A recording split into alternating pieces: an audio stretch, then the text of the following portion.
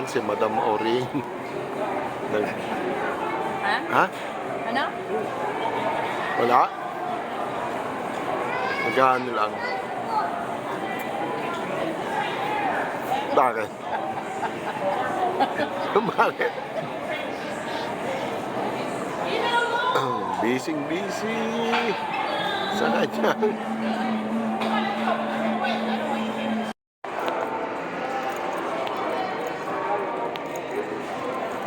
Saan kaya yung batang yun?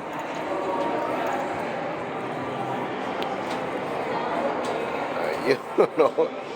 Ano yan, Ros? Oo. Diyan ka lang, ha? Bye.